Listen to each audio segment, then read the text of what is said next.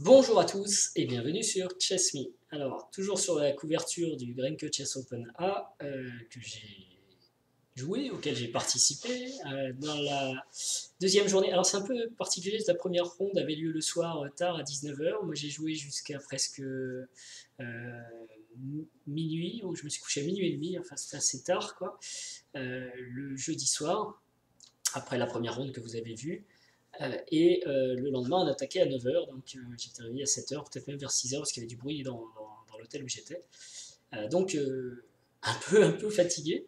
Et le deuxième jour commence avec 2 rondes, et j'ai ce souhait de les jouer tout à fond. Alors cette fois, j'ai les blancs. L'ouverture s'est déroulée normalement, mais c'est une ouverture, c'est pas l'ouverture la plus solide de mon répertoire. C'est une ouverture plus fun, on va dire, que j'ai joué.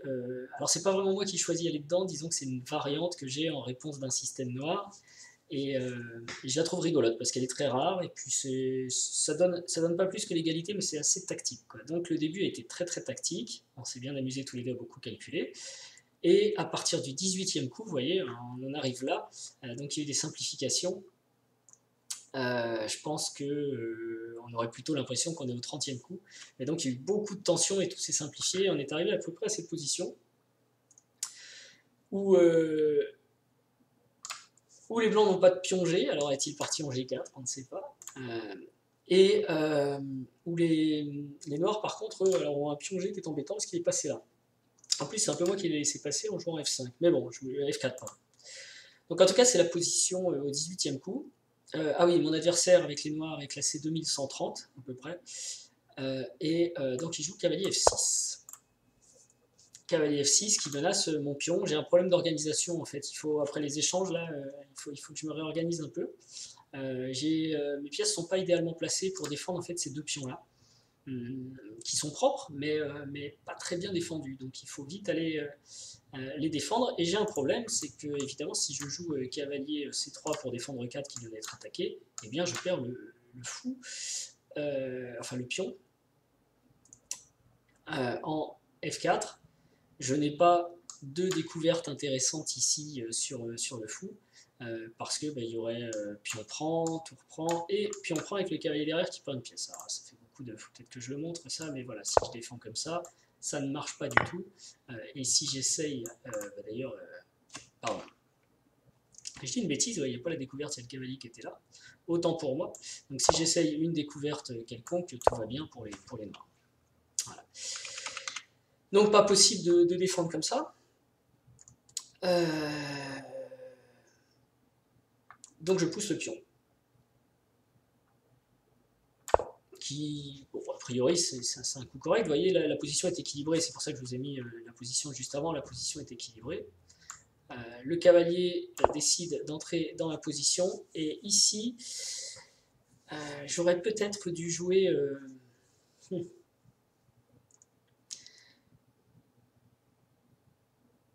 Déjà, qu'est-ce que j'ai joué? Ouais. En fait, je suis embêté parce que j'ai peur de jouer fou E3 à cause de pion prend. Et je ne peux pas reprendre. Mon fou est en l'air. D'accord. Et...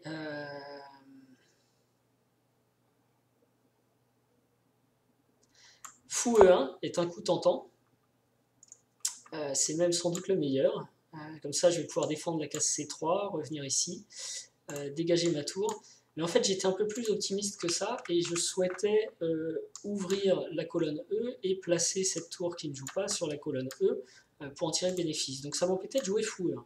Mais j'aurais dû jouer fou E1. Je pense qu'après fou E1, j'ai plus vraiment de problème en fait. Je sais pas, peut-être il peut consolider son cavalier comme ça, selon l'ordi, mais cavalier C3, voilà. J'ai replacé mes pièces plus correctement, et on reste avec l'égalité. Et au lieu de fou E1, donc, j'ai joué l'ouverture de la colonne, et ça, tout de suite, ça donne l'avantage au noir. J'en avais pas conscience, en fait. Surtout que je me rends compte que j'ai quand même des problèmes avec fou G3, par exemple. Il y a cavalier D2 et cavalier F3 qui vont arriver, je ne pourrais pas faire grand chose pour l'éviter. Donc je joue quand même fou. Donc j'aurais vraiment dû le jouer au coup d'avant. Mais à ce moment-là, si vous voulez, je ne sens pas le problème. Fou G7, attaque ici en C3, évidemment. Tour C1 défend la case C3 pour essayer de placer le cavalier ou le fou pour échanger. Et H4 m'attaque. Donc sur cette attaque, pour l'instant, j'ai envie de jouer cavalier C3, mais j'ai peur de fou D4 échec, avec quand même des pièces noires qui deviennent de plus en plus envahissantes. Et je peux jouer aussi fou C3 pour éviter fou D4 échec, mais c'est un petit peu gênant parce qu'il y a cavalier prend, et F5. Et ben là, même si vous faites un échec, de toute façon le roi se pousse, on va échanger les tours, et la finale est super bien pour les noirs, quoi. Donc ça me semblait pas possible, et là j'avais raison dans l'évaluation. Donc j'ai quand même joué cavalier C3, mais cavalier C3, le problème c'est que ça permet évidemment fou D4. Et là, alors, je ne sais pas si l'évaluation descend ici, non, elle est descendue déjà depuis prend D6, hein, c'est bien ça le problème. Donc, du coup, disais-je, cavalier C3, mon adversaire joue fou D4 échec, je repousse mon roi, je pouvais aller en G2 aussi, mais il y avait H3, il fallait que je retourne en H1, donc je ne voyais pas trop l'avantage. Quoique, à la réflexion, c'était peut-être mieux. Et il décide de prendre mon cavalier, C3, et tour G8. Ok. Donc là, j'aurais peut-être dû jouer F5, pour empêcher qu'il joue lui-même F5. Mais j'étais pas convaincu de ce coup, je sais plus trop pourquoi. J'ai préféré m'activer par tour CE1. Ah oui, parce que je me suis dit, de toute façon, si je joue F5, je peux activer moi mon fou. J'ai trouvé un petit moyen de ramener mon fou dans la course. Donc il joue F5, il est content. Et je joue fou F6, qui attaque là et qui profite justement du clouage que j'ai mis en place. Donc ça, je trouvais que ça allait. Roi F7. Fou prend H4. Je me dis presque youpi, quoi, j'ai un pion de plus, mais bon, la position était serrée. Le problème, c'est qu'il y a tour H8. Et je me rends compte, évidemment, je ne peux pas jouer fou G3 parce que cavalier prend G3, perd la pièce. Sur fou F2, il y a probablement du G3 qui pose un énorme problème. Et je me dis, j'ai encore fou G5. Mais évidemment, cavalier G3 met fin au débat. Et j'ai perdu la qualité dans une position ultra... pardon. Sur cavalier pour F1, j'ai pas fait ça. J'ai quand même fait échec.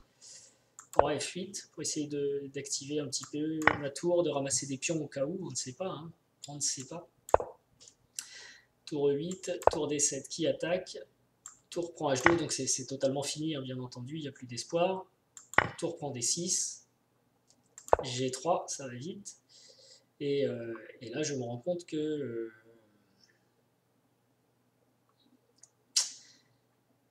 la menace, c'est quand même d'entrer et de me mater assez rapidement. Par exemple, tour échec, et voilà. Ça peut aller très vite, ou tour prend A2 et mat, enfin. Donc je décide d'échanger cette tour, mais de toute façon, il n'y avait plus grand-chose à faire. Je sais pas si... Alors je joue quand même, hein, c'est pas totalement fini. B4, sait-on jamais, C prend B4, C5, voilà, B3. Bon, je pouvais effectivement abandonner, mais on va aller jusqu'au bout. Fou B2, tour prend B2, C6 et roi E7. Aucune chance de faire une dame, j'abandonne. Donc deuxième défaite, celle-ci je la digère mieux que la première, mais c'est embêtant, hein, deux défaites. Mieux que la première parce que à la fin de cette partie, en fait, je ne comprends pas pourquoi j'ai perdu. C'est-à-dire que je ne comprends pas qu'au 18e coup, sur cavalier F6, je devais jouer cavalier C3. Non, certainement pas. Sur cavalier F6, E5, cavalier E4, je devais jouer fou E1, tranquillement. Et la position restait très équilibrée, voire légèrement avantageuse pour les blancs.